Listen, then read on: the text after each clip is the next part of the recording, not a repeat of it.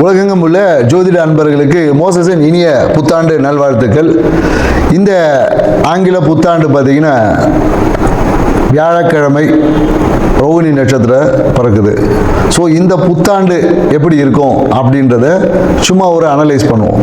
ஏன்னா இந்த புத்தாண்டு பார்த்தீங்கன்னா 1/1/2026 இது மொத்த கூட்டுத்தொகை பார்த்தீங்கன்னு வச்சுக்கிங்களேன் 3ஆம் நம்பர். ஸோ இந்த வருடத்தோடைய கூட்டுத்தொகை பார்த்தீங்கன்னு வச்சுக்கிங்களேன் 1ஆம் நம்பர் 10 சூரியனோட ஆதிக்கம். இந்த வருடம் வந்து சூரியனோட ஆதிக்கத்திலும் குருவோட தன்மையிலும் இருக்கு. ஏன்னா இந்த 2 கிரகமே பார்த்தீங்கன்னா மிகுந்த வலிமையான கிரகங்கள். ஒன்று ஆன்மீகத்தில் மிக உச்சமானது, இன்னொன்று பார்த்தீங்கன்னா அரசியலில் உச்சம். ஸோ அப்போ இந்த அரசியலுக்கும் ஆன்மீகத்துக்கும் ஒரு மிகப்பெரிய ஒரு போட்டி என்பது இருக்கும். அதே போல் என்னன்னாக்கா அரசியல் ஆன்மீக அரசியல் என்பதும் இந்த காலகட்டத்தில் மக்கள்கிட்ட வந்து கொஞ்சம் சிறப்பாக இருக்கும்னு சொல்ல முடியும். அந்த ஆன்மீகத்தால் நிறைய பிரச்சனைகளும் அரசாங்கத்துக்கு இருக்கும். ஆன்மீகம் சார்ந்த விஷயங்களில் நிறைய குழப்பங்கள், தேவையற்ற பிரச்சனைகளும் இந்த காலகட்டத்தில் இருக்கக்கூடிய ஒரு காலகட்டம். ஏன்னா ரோகிணி நட்சத்திரம் சந்திரனோட நட்சத்திரம் சுயசாரத்தில் இந்த வருடம் பிறப்பதனால விவசாயம் என்பது இந்த காலகட்டத்தில் ரொம்ப சிறப்பாக இருக்கும்னு சொல்ல முடியும். விவசாயம் மிக சிறப்பாக இருக்கும். குறிப்பாக என்னன்னாக்கா குழந்தைகளோட நலனை பேணி காப்பதற்காக இல்லை குழந்தைகளோட வெல்ஃபேருக்காக புதிய சட்டங்கள் எல்லாமே வரும். இந்த காலகட்டத்தில் என்னன்னாக்கா அரசாங்கத்தில் பார்த்தீங்கன்னா அதுவும் என்ன மத்திய மாநில அரசாங்கம் இரண்டும் ஒன்று இணைந்து குழந்தைகளுடைய மேம்பாட்டுக்காக ஏதாவது ஸ்கீம்ஸ் குழந்தைகள் ஏற்கனவே ஜெயலலிதா அம்மா பீரியடில் தொட்டில் குழந்தை திட்டம் மாதிரி இந்த காலகட்டத்தில் குழந்தைகள் எதிர்கால நலன் பாதுகாப்புக்காக சில சட்டங்களை உருவாக்கக்கூடிய வாய்ப்புகள் இருக்கு. ஏன்னா காஸ்மெட்டிக் திங்ஸ்ல ஏதாவது ஒரு பிரச்சனைகளை சந்திச்சு காஸ்மெட்டிக் திங்ஸ்க்கு ஒரு ரெகுலேட்டர் ஆக்ட் ஏதாவது வரும். ஏன்னா நிறைய பார்த்தீங்கன்னா இந்த ரசாயன கலப்பால நிறைய பிரச்சனைகளை உருவாக்கக்கூடிய, அதனால என்னன்னாக்கா நிறைய பேருக்கு இந்த ஹியூமினிட்டி டெஃபிஷியன்சி வரக்கூடிய வாய்ப்பு இருக்கு. ரசாயன கலப்பால நிறைய பாடியில் பார்த்தீங்கன்னா விஷத்தன்மைகள் வந்து அதிகரிக்கக்கூடிய வாய்ப்பு. அதனால என்னன்னாக்கா இந்த காலகட்டத்தில் காஸ்மெட்டிக் திங்ஸ்ல கொஞ்சம் கவனம் தேவை. மருந்து சார்ந்த விஷயத்தில் அந்த ரசாயன கலப்புகள் அதிகமாக அந்த விஷத்தன்மை, அதாவது குறிப்பாக என்னன்னாக்கா அந்த ஹியூமினிட்டி சார்ந்த விஷயம் சொல்லுவாங்களா, ஊட்டச்சத்து மருந்துகள் இல்லை நமக்கு இம்யூனிட்டி அதிகமாக்கக்கூடிய விஷயங்களில் பார்த்தீங்கன்னா ஏதாவது ஒரு ரசாயன கலப்பால் சில பாதிப்புகள் எல்லாமே உருவாகும். அதனால் அதை ரெகுலேட்டர் பண்ணக்கூடிய சில விஷயங்கள் குறிப்பாக தமிழ்நாட்டில் கண்டிப்பாக இந்த மருந்து கட்டுப்பாட்டுக்காக ஒரு வாரியம் இல்லை அதுக்கான ஒரு சிறப்பு விஷயங்கள் அமைவதற்கான வாய்ப்பு இருக்குது. மேலும் பார்த்தீங்கன்னா இந்த காலகட்டத்தில் என்னன்னாக்கா ஏதாவது ஒரு ரயில் விபத்துக்கள் மாதத்தில் பார்த்தீங்கன்னா ஒரு ஏப்ரல் மே மாதத்தில் ஏதாவது ஒரு ரயில் விபத்துக்கள் சந்திக்கிற வாய்ப்பு இருக்கு. ஸோ ட்ரெயினில் ஏதாவது ஒரு எலக்ட்ரிக்கல் ஃபயர் ஆக்சிடென்ட் இந்த மாதிரி ஏதாவது ஒரு நிகழ்வு வந்து இந்த காலகட்டத்தில் நடக்கும். அதனால் என்னென்னாக்கா ரயில்வே துறை இப்போவே வந்து அதுக்கான ஒரு முன்னெச்சரிக்கை. ஏன்னா அதிவேகமாக அதுவும் என்னென்னாக்கா அதிவேகமாக பயணிக்கக்கூடிய ரயிலில் தான் அந்த விபத்து என்பது ஏற்படும். ஸோ மேலும் என்னென்னாக்கா நிறைய இந்த காலத்தில் பிஸ்னஸ் முதலீடுகள் வரும். நிறைய பேர் இன்வெஸ்ட்மெண்ட் பண்ணுவாங்க. புதிய தொழில் முனைவோர் அதிகமாகுவாங்க இந்த காலகட்டத்தில். நிறைய பேர் எனக்கு தொழில் முனைவோர் பட்டியல்னா நிறைய பேர் வேலைக்கு போயிட்டு காலத்திலும் நம்ம ஒரு பிஸ்னஸ் பண்ணலாமான்ற எண்ணங்கள் வந்து இந்த காலகட்டத்தில் அதிகமாக இருக்கும்னு சொல்ல முடியும். தங்கம் வந்து விலை வந்து குறையவே குறையாது, விலை வந்து ஏறிக்கிட்டே தான். ஏன்னா தங்கத்தின் விலை ஏறுமுகமாக தான் இருக்கும். ஸோ அது கிரகங்களை காட்டிலும் என்னன்னாக்கா அது வந்து கமாடிட்டிக்குள்ளே போனதில் தங்கம் விலை ஏற்றம் தான் இருக்கும். ஸோ அதனால் தங்கத்தின் மேலே மக்களுக்கு ஈர்ப்பும் அதிகமாக தான் இருக்கும். ரியல் எஸ்டேட் துறை வந்து கொஞ்சம் நல்லா இருக்கும். ரியல் எஸ்டேட் துறையில் வந்து மத்திய மாநில அரசுகளுமே அதில் இருக்கக்கூடிய அந்த ரெஸ்ட்ரிக்ஷன்ஸை வந்து கொஞ்சம் குறைத்து இந்த கட்டுமான துறை ரியல் எஸ்டேட் துறையில் வந்து ஒரு வளர்ச்சியான ஒரு பாதை என்பது இருக்கும். டெக்னாலஜி வளர வளர அதை அழிக்கக்கூடிய ஆற்றல், அதனால் பிரச்சனைகளை மக்கள் சந்திக்கக்கூடிய விஷயமும் இருக்கும். பிரச்சனையும் இருக்குது டெக்னாலஜியில் பார்த்தீங்கன்னா நிறைய. ஏன்னா இப்போவே பார்த்தீங்கன்னா டெக்னாலஜியில் வந்து ஆதார் கார்டை கொடுத்தா ஆட்டையை போட்டுறாங்களே, அது மாதிரி வந்து வளர்ச்சியும் ஒரு சைடு இருக்கும். அதில் இருக்கக்கூடிய பிரச்சனைகளை கையாளுவதில் அரசாங்கம் வந்து ரொம்ப திணறும்.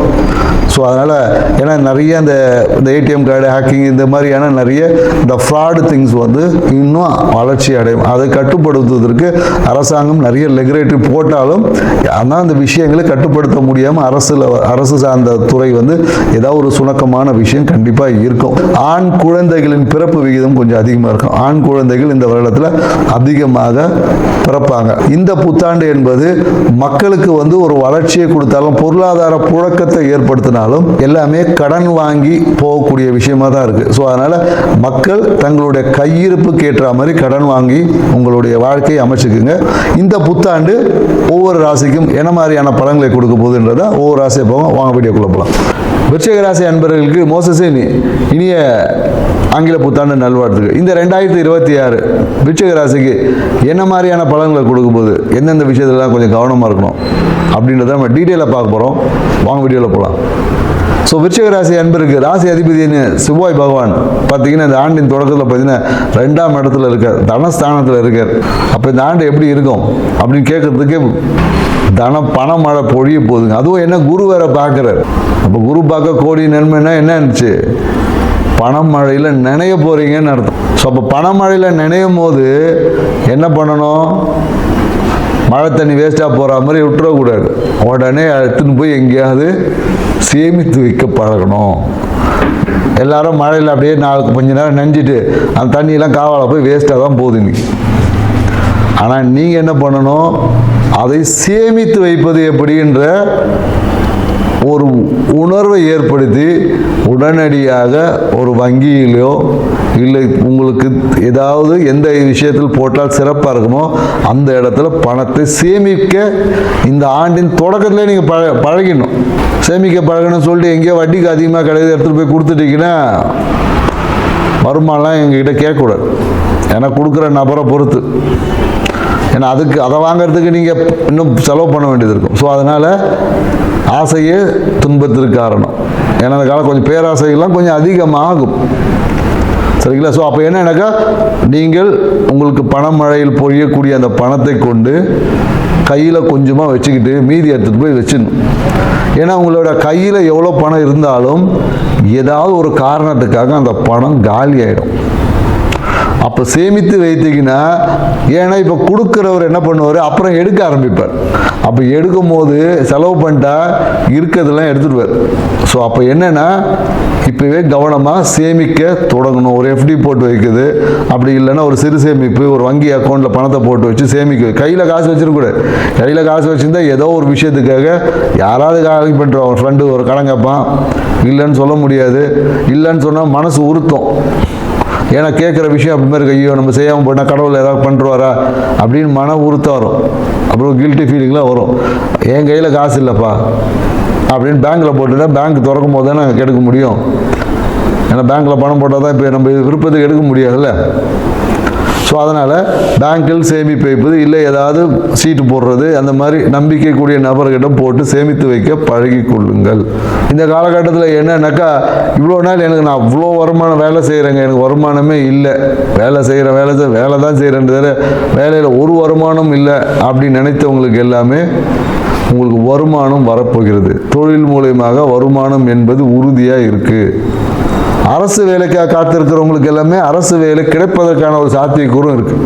நீங்கள் தாராளமாக இந்த காலகட்டத்தில் நீங்கள் எழுதலாம். ஏதாவது டிஎன்பிஎஸ்சி எக்ஸாம் எழுதி அந்த மாதிரிலாம் அரசு வேலைக்காக, குறிப்பாக என்னென்னாக்கா இந்த காலகட்டத்தில் ஸ்டேட் கவர்மெண்ட் அந்த மாதிரியான விஷயங்கள் வேலைக்கு தேடுவது சிறப்பான பலனை தரும். நிறைய பேர் இந்த காலகட்டத்தில் என்னென்னாக்கா போலீஸ் ஆகிற மிலிட்ரியில் போய் சேருவேன்லாம் நிறைய பேர் இந்த காலகட்டத்தில் போவோம். நிறைய பேர் சேரக்கூடியவங்களே பார்த்தீங்கன்னா மிலிட்ரியில் போலீஸில் சேரக்கூடிய நிறைய நபர் விருச்சிக ராசிக்காரர்கள் இந்த காலகட்டத்தில் இருக்க போகிறாங்க இந்த வருடத்தில்.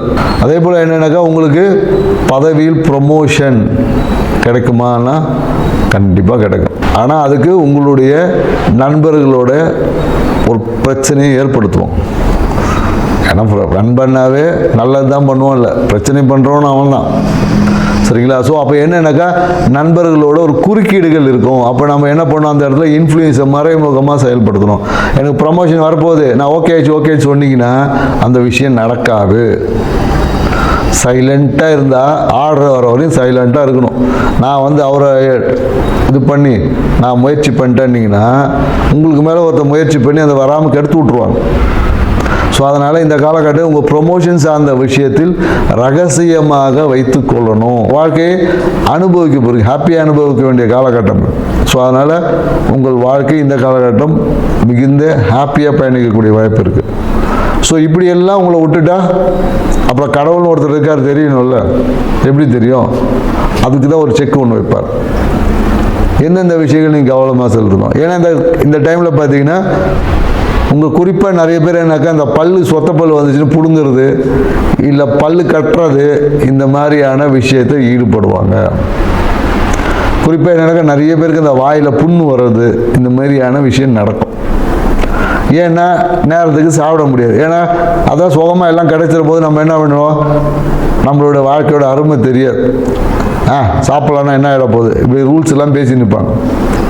அதனால் என்ன ஆகும்னா உடல் உபாதைகள் வரும். எப்படி வரும், குறிப்பாக எனக்கு முகத்தில் வந்து சூடு கட்டி வரும். நிறைய பேருக்கு சூட்டு கட்டி சின்ன சின்ன கட்டிகள் வருவது, இல்லைன்னா சில பேருக்கு பயணம் போய் எங்கேயாவது முகத்தில் ஒரு கீறல் விழும், இல்லைன்னா பல் சார்ந்த உபாதைகள், பல் இருக்கு இல்லையா, பல் ஆடம் இல்லை பிடுங்கிறது, இல்லை பல்லில் வந்து அந்த பல் கட்டுறது, இல்லை பல்லில் வந்து இப்போ என்னென்னோ புது புது டெக்னிக்லாம் சொல்ல, பல் ஆணி போட்டு ஏதோ ஆணி போட்டு ஸ்க்ரூ போடுறேன்லாம் சொல்கிறாங்க. இல்லை பல்லு கட்டுற விஷயம், இல்லை பல்லுக்கு காப்பு போடுறது, இந்த மாதிரி ஏதாவது ஒரு விஷயத்தில் கண்டிப்பாக செய்வீங்க. செய்யறதுக்கு வந்து கிரகங்கள் உங்களை தூண்டும். அது தேவையா தேவையில்லையா என்பதை நீங்கள் முடிவு பண்ணிக்கிங்க. ஏன்னா வச்சுக்கலாம், உங்களுக்கு லட்டு தின்னவும் ஆசை, சாப்பிட்டா சுகர் வந்துடுமானும் பயம். இப்படி இருந்தால் என்ன பண்ணுறது? ஸோ அப்போது தகுந்த ஒரு ஆலோசனை பெற்று சிறந்த மருத்துவரை அணுகி கன்சல்ட் பண்ணிட்டு செஞ்சுக்குங்க. இதில் நிறைய பேர் இந்த காலத்தில் நரம்பு, அதான் சொல்கிறேன், நரம்பு பல்லில் பார்த்தீங்கன்னா சொத்த பல் உள்ளே இருக்க அந்த வேரில் வந்து பிரச்சனை வரும். வேர் வரையும் போயிடுச்சிங்கன்னுலாம் சொல்லுவாங்க. இந்த வார்த்தையெல்லாம் நீங்கள் கேட்பீங்க. சில பேருக்கு என்ன முகத்தில் அந்த நரம்பு வாதத்தால் அந்த முகவாதம்லாம் வரும். அதுக்கு என்ன பண்ணணும், நல்லா சாப்பிட்டு ரெஸ்ட் எடுக்கணும். ஸோ முகவாதம் சொல்லுவாங்க இல்லையா, அந்த நரம்பு இழுக்கிறது, இந்த மாதிரியான முகவாதம்லாம் இந்த காலகட்டம் வருவதற்கான வாய்ப்பு இருக்குது. பயப்படக்கூடாது.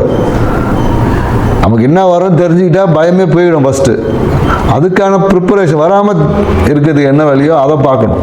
நீங்கள் நியூ அதிகமாக மூஞ்சி கோணிக்க வாய் கோணிக்கெல்லாம் சொல்கிறீங்களா, யோசிக்கக்கூடாது. இதெல்லாம் இருக்குது, சின்ன வயசில் வராது, வயசானவங்களுக்கு வர வாய்ப்பு இருக்குது. அப்போது நீங்கள் இதை சரி பண்ணிக்கணும் அப்படின்றத சொல்கிறோம்.